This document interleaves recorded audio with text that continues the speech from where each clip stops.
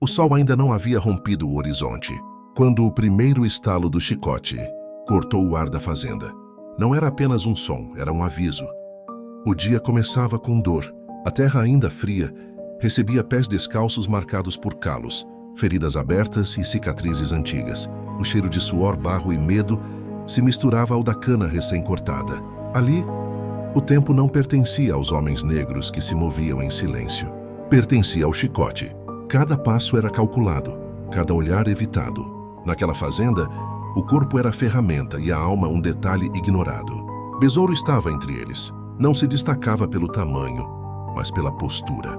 Seus olhos não caminhavam sempre para o chão como os outros. Às vezes, fugiam para o horizonte como quem mede a distância até a liberdade. Seus braços eram fortes, moldados pelo trabalho forçado, mas também por algo que poucos percebiam: movimento treinado. À noite, longe dos olhos do feitor, Besouro aprendia a transformar o próprio corpo em arma. Cada balanço, cada esquiva, cada giro aprendido na terra batida da senzala carregava um propósito que ainda não podia ser revelado. O feitor cavalgava lentamente entre as fileiras. Não precisava correr. O medo trabalhava por ele. O chicote pendia da mão direita, como extensão do próprio braço. Quando parava, o silêncio ficava mais pesado. Um homem tropeçou. Foi o suficiente. O estalo veio seco, seguido de um grito abafado. Besouro cerrou os punhos. Seus músculos reagiram antes da razão. Ele respirou fundo. Ainda não. Não era o momento. A capoeira ensinara mais do que lutar. Ensinara a esperar. Ao meio-dia, o sol castigava sem piedade. A pele queimava, os olhos ardiam e a fome era constante. Sentados à sombra rala, os escravizados comiam em silêncio. Besouro observava. Aprendera a ler pessoas como quem lê o vento. Sabia quem estava prestes a quebrar, quem já quebrara e quem, como ele, acumulava algo perigoso por dentro. Coragem. Um velho se aproximou e murmurou palavras em Iorubá, antigas como o mundo. Falavam de proteção, falavam de luta, falavam de besouro. À tarde o trabalho recomeçava, mas algo mudara. O feitor percebera olhares trocados, movimentos contidos demais, silêncios longos demais. Aproximou-se de Besouro, mediu-o com desprezo, mandou que se aproximasse. O chicote subiu no ar, mas antes que descesse, Besouro deu um passo lateral quase imperceptível. Não reagiu. Apenas desviou. O feitor franziu o rosto. Aquilo não era comum. Aquilo não era submissão. Era controle. Naquela noite, a senzala não dormiu. Sussurros percorriam o espaço apertado como vento entre frestas. Besouro sentou-se no chão, cercado por homens e mulheres que confiavam nele, sem saber exatamente por quê. Ele falou pouco. Disse apenas que o chicote só mandava, enquanto todos acreditassem nisso. Disse que o corpo treinado podia escapar da dor. Disse que a luta não começava com ataque, mas com resistência. Seus olhos brilhavam à luz fraca da lamparina. Do lado de fora, os cães latiam. A fazenda respirava inquieta. Besouro saiu em silêncio. O chão conhecia seus pés. Cada passo era memória. Ele treinou sozinho sob a lua. Girava, esquivava, tocava o chão com as mãos e voltava a ficar de pé como quem desafia o impossível. A capoeira não era dança ali. Era guerra disfarçada. Cada movimento carregava séculos de dor e um futuro inteiro de esperança. O feitor observava da varanda da casa grande. Não via claramente, mas sentia. Algo estava errado.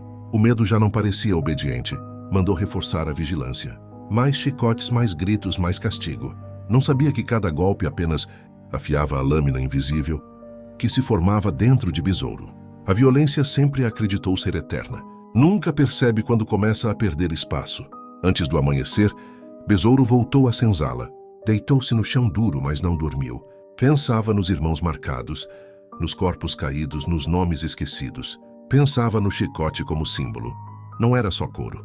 Era o que mantinha todos ajoelhados. E símbolos, ele sabia, podiam ser quebrados. Bastava o momento certo.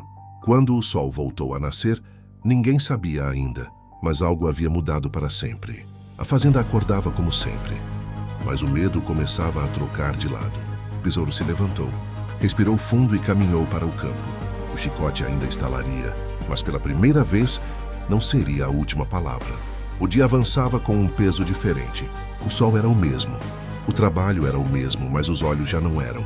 Besouro sentia isso nos gestos contidos.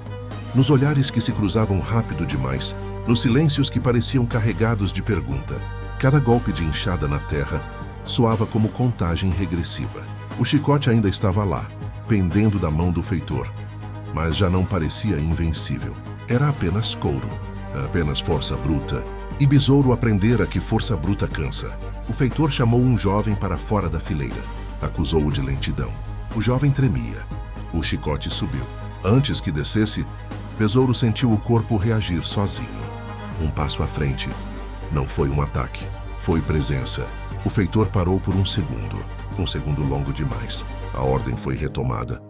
O golpe veio em outro corpo, mas algo havia sido quebrado.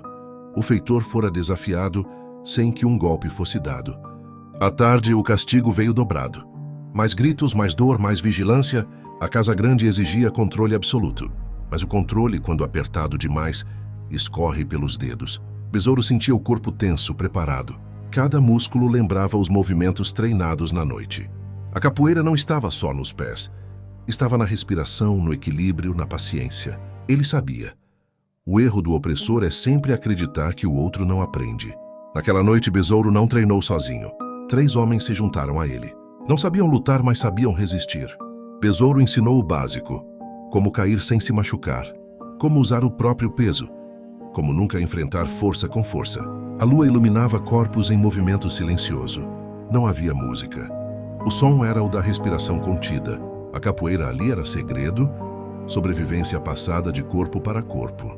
Enquanto isso, na Casa Grande o feitor bebia. Ria alto. Precisava se convencer de que ainda mandava.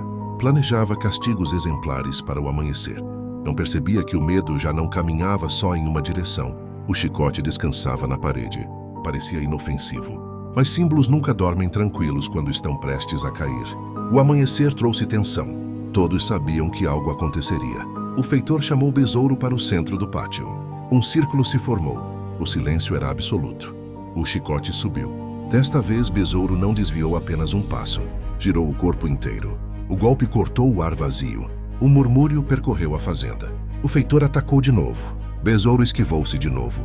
Não tocou no feitor. Não precisava. A mensagem estava dada. A raiva explodiu. O feitor avançou. Perdeu o equilíbrio por um segundo. Um segundo basta para quem conhece o próprio corpo. Besouro usou o peso do outro contra ele. O feitor caiu no chão. O chicote escapou da mão. O mundo parou. Ninguém ousava respirar. Besouro olhou para o chicote no chão. Não o pegou. Deu um passo atrás. O medo mudava de lugar ali, diante de todos. O feitor se levantou humilhado. Gritou ordens, chamou reforços, prometeu sangue. Mas sua voz já não tinha o mesmo peso. Os escravizados voltaram ao trabalho. Mas algo havia sido visto. Algo impossível até então. Um corpo negro não apenas apanhara, escapara. E o sistema inteiro dependia da ideia de que isso não podia acontecer. Naquela noite, a senzala não sussurrou. Ela respirou aliviada por um instante raro. Besouro sabia. Aquilo fora apenas o começo. O chicote havia falhado em público. E quando o símbolo falha, o sistema sangra. A guerra estava declarada. Mesmo que ninguém ainda tivesse coragem de chamá-la assim. Naquela noite, a senzala não sussurrou. Ela respirou aliviada por um instante raro. Besouro sabia. Aquilo fora apenas o começo. O chicote havia falhado em público. E quando o símbolo falha, o sistema sangra.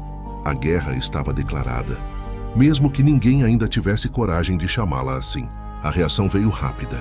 Ao amanhecer, 2 novos homens armados chegaram à fazenda. Não traziam ferramentas, apenas armas e olhos atentos. A ordem era clara: restabelecer o medo. O trabalho começou sob vigilância cerrada. O silêncio agora era observado. Cada passo de Besouro era seguido, mas ele caminhava tranquilo. Sabia que quando o opressor precisa vigiar demais, já perdeu o controle invisível que mantinha. Tudo em pé. O primeiro castigo, exemplar, aconteceu antes do meio-dia. Um homem mais velho foi acusado de desobediência. O chicote voltou a estalar, mas algo estava diferente. Ninguém abaixou completamente a cabeça. Os olhos viam, gravavam, aprendiam. Besouro sentia o peso da responsabilidade crescer. Não podia errar. Agora, cada movimento seu era lido como sinal. Ele precisava viver. Mais do que lutar, precisava sobreviver. À tarde, o feitor tentou provocar. Aproximou-se demais Esbarrou de propósito, sussurrou ameaças. Falou em morte, em caça, em punição coletiva. Besouro ouviu tudo em silêncio. A capoeira ensinara que provocação é convite ao erro. Ele respirou fundo. Manteve o corpo solto, preparado. A verdadeira luta naquele momento era não cair na armadilha. Na senzala, a tensão se transformava em estratégia. Os mais velhos aconselhavam cuidado. Os mais jovens falavam em fuga, em confronto, em quilombo. Besouro ouviu todos. Disse pouco. Disse apenas que o sistema queria uma explosão para justificar massacre. A resistência precisava ser inteligente. O chicote ainda feria corpos, mas começava a falhar em algo mais importante: a submissão da mente. Naquela noite a lua estava encoberta, perfeito para o movimento. Besouro saiu novamente. Desta vez não treinou. Caminhou até a cerca. Tocou a madeira antiga, sentiu as marcas do tempo. Do outro lado, a mata respirava liberdade e perigo. Ele não atravessou. Ainda não. A luta ali dentro ainda não havia terminado. Os feitores discutiam. Alguns defendiam punição extrema, outros temiam reação coletiva. A Casa Grande começava a sentir algo novo: insegurança. Não sabiam de onde viria o próximo gesto, o próximo desvio, o próximo desafio. O chicote já não bastava. E quando a violência precisa aumentar para funcionar, ela denuncia sua fraqueza. No dia seguinte, um jovem tentou imitar Besouro. Esquivou-se de um golpe e caiu mal. Apanhou mais. Besouro observou com dor contida. Sabia que o exemplo inspira, mas também expõe. À noite, aproximou-se do jovem e ensinou com calma. Não prometeu invencibilidade. Prometeu consciência do corpo. A resistência não nasce pronta. Ela é construída. Os rumores começaram a circular fora da fazenda. Falava-se de um homem que desviava do chicote. Falava-se de capoeira. Falava-se de perigo. Para alguns era ameaça, para outros esperança. Besouro começava a deixar de ser apenas um nome. Virava sussurro. E sussurros atravessam muros que gritos não atravessam. Naquela noite, o feitor não dormiu. Caminhava pela Casa Grande, arma na mão, olhos atentos a qualquer sombra. O medo agora morava ali também. Pela primeira vez, sentia-se observado, sentia-se vulnerável. O chicote pendia na parede, inútil contra o que não podia alcançar. Besouro deitou-se no chão da senzala, olhando para o teto escuro. Sabia que a próxima fase seria mais dura. A violência não recua sem morder. Mas também sabia. O chicote havia sido desafiado diante de todos, e isso jamais poderia ser desfeito. A história começava a se mover, lenta, perigosa e irreversível. A ordem veio da Casa Grande antes mesmo do sol nascer. Besouro deveria ser isolado. Separar o exemplo era a tentativa desesperada de conter o contágio. Mandaram-no para o trabalho mais pesado, longe dos outros, sob vigilância constante. Mas o isolamento teve o efeito oposto. Tornou-o visível. Onde antes havia silêncio, agora havia atenção. O corpo de Besouro, sozinho no campo, parecia maior do que era. Tornara-se símbolo involuntário. Os novos capatazes observavam cada gesto. Esperavam um erro. Esperavam um ataque. Besouro oferecia apenas calma. Seus movimentos eram precisos, econômicos, quase elegantes apesar da exaustão. A capoeira ensinara a poupar energia, a respeitar o tempo do próprio corpo. Ele trabalhava como quem dança com a terra, não como quem luta contra ela. Isso irritava mais do que qualquer afronta direta. Ao meio-dia, um dos capatazes tentou humilhá-lo. Derrubou-lhe a comida no chão. Mandou que comesse assim mesmo. Besouro abaixou-se, pegou o que pôde e comeu em silêncio. Não era submissão, era escolha. Sabia que cada reação precipitada aproximava a morte. A verdadeira força naquele momento era continuar vivo. O sistema queria sua queda rápida. Ele oferecia resistência lenta. Na senzala, seu nome circulava em voz baixa. Alguns temiam represálias coletivas. Outros acreditavam que Besouro era protegido por forças antigas. Havia quem jurasse que balas não o atingiam e lâminas não o cortavam. Besouro não alimentava essas histórias, mas sabia que mitos também são armas. Eles protegem quando o corpo já não pode estar em todos os lugares. Naquela noite, um aviso chegou. Um homem correu até ele ofegante, olhos arregalados. Disse que planejam levá-lo para outra fazenda, longe onde ninguém o conhecesse. Um desaparecimento silencioso. Um fim sem testemunhas. Besouro ouviu sem demonstrar medo, apenas assentiu. Sabia que o momento de apenas resistir estava acabando. Em breve teria que escolher entre fugir ou enfrentar. Besouro caminhou até o limite da fazenda mais uma vez. A mata parecia mais próxima. O som dos insetos mais vivo.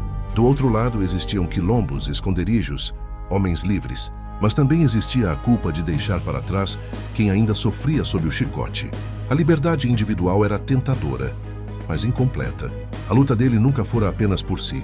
Na Casa Grande, discutia-se sua transferência. Falavam dele como se fala de uma praga. Não entendiam como um homem sozinho causara tanto desequilíbrio. O feitor defendia a punição imediata. Os senhores temiam revolta aberta. O medo começava a orientar decisões. E quando o medo governa, erros se multiplicam. Na madrugada tentaram levá-lo à força. 3 homens armados entraram na senzala. Besouro estava acordado, o corpo pronto. Quando tentaram agarrá-lo, ele girou, escapou, derrubou um deles com o próprio impulso. Não atacou para matar, apenas criou espaço, o suficiente para correr. Pela primeira vez, fugiu não por medo, mas por estratégia. Os alarmes soaram, cães latiram, lanternas cortaram a noite. Besouro correu pela mata como quem conhece cada raiz, cada desnível. O corpo se movia por memória ancestral. A capoeira agora era sobrevivência pura. Saltava, rolava, desaparecia entre sombras. Atrás dele, o chicote já não estalava. Agora vinham armas. Quando o sol nasceu, Besouro não estava mais lá. A fazenda acordou em pânico. Não era apenas um homem que havia escapado. Era o controle que fugira junto. A ausência de Besouro pesava mais do que sua presença jamais pesara. O chicote, pendurado na parede, parecia um objeto antigo demais para aquele novo mundo que começava a surgir. A mata o engoliu como se o reconhecesse. Besouro avançava entre árvores altas, raízes expostas e folhas úmidas, respirando no ritmo certo para não denunciar sua presença. Cada som era interpretado com cuidado. O canto distante de um pássaro, o estalo de um galho, o farfalhar do vento. A mata não era abrigo fácil, mas era justa. Não exigia submissão, exigia atenção. Ali o chicote não mandava. Os cães foram soltos ainda pela manhã. Seus latidos ecoavam como ameaça constante. Besouro subiu em terreno mais alto. Caminhou por pedras, entrou em um riacho raso para quebrar o rastro. Cada decisão era fruto de aprendizado passado de boca em boca, de geração em geração. Aquilo não era improviso, era conhecimento sobrevivente, herdado de quem já fugira antes e vivera para ensinar. Na fazenda, o clima era de humilhação. Um escravo havia escapado diante de todos. Pior, um escravo conhecido. O feitor gritava ordens confusas. Os senhores temiam o que aquela fuga representava. Não era apenas um corpo livre, era uma ideia solta no mundo. E ideias atravessam cercas com mais facilidade que homens. Besouro encontrou abrigo em uma clareira escondida. Ali outros fugitivos haviam passado antes. Restos de fogueira, marcas antigas no chão. Ele não estava sozinho naquela história. Comeu pouco, descansou menos. O corpo precisava estar pronto.